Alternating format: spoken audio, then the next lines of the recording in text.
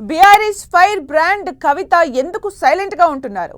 Political రీఎంట్రీకి grand గా plan చేస్తున్నారా? త్వరలోనే రాష్ట్రమంతా పర్యటించబోతున్నారా అంటే పార్టీ వర్గాల్లో అవుననే టాక్ వినిపిస్తోంది.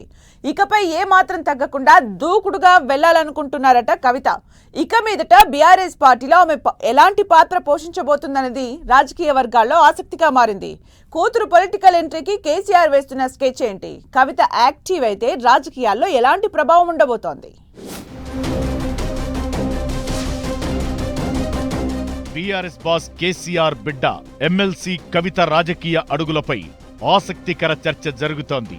ఢిల్లీ లిక్కర్ స్కామ్ లో అరెస్ట్ అయి బెయిల్పై బయటకొచ్చిన కవిత ఇప్పటి వరకు రాజకీయ కార్యకలాపాలకు దూరంగా ఉంటూ వస్తున్నారు.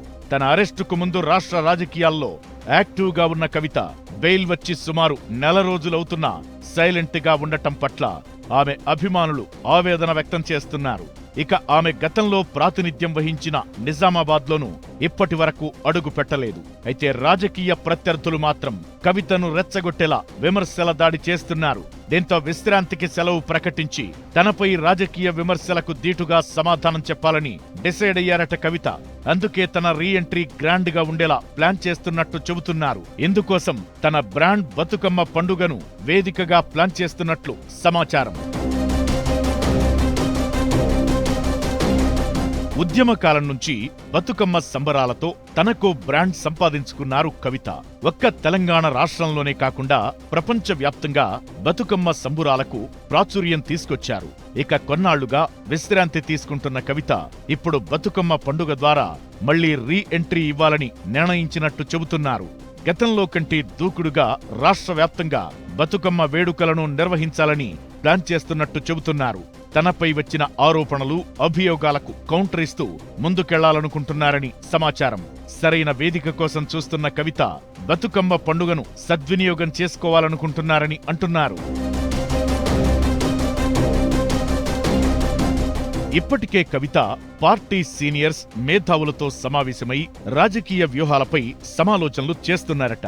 మెజారిటీ నేతలు బతుకమ్మతోనే గ్రాండ్ ఎంట్రీ ఇవ్వాలని సూచన చేసినట్లు చెబుతున్నారు. ఇక కవితను కలుస్తున్న కార్యకర్తలు సైతం బతుకమ్మతోనే ఎంట్రీ ఇవ్వాలని కోరుతున్నారట. మరోవైపు అధికారం కోల్పోయిన నుంచి బీఆర్ఎస్ పార్టీ తీవ్ర ఒత్తిడికి లోనవుతోంది. ఓటమి భారంతో అధినేత ఫామ్ హౌస్ లోనే ఎక్కువగా గడుపుతుండగా మాజీ మంత్రులు కేటీఆర్, హరీష్ రావు పార్టీ బాధ్యతలను తమ భుజాలపై మోస్తున్నారు.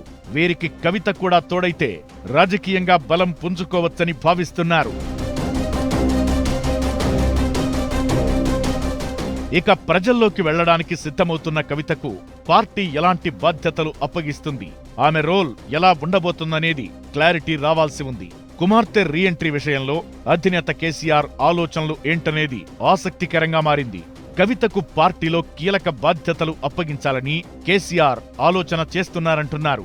ఢిల్లీ స్థాయిలో బాధ్యతలివ్వాలా, రాష్ట్ర స్థాయిలోనా అనేది ఇంకా తెలియరాలేదు. ఏది ఏమైనా కవిత రీఎంట్రీతో బీఆర్ఎస్ లో జోష్ తీసుకురావాలనే ప్లానింగ్ జరుగుతోందంటున్నారు.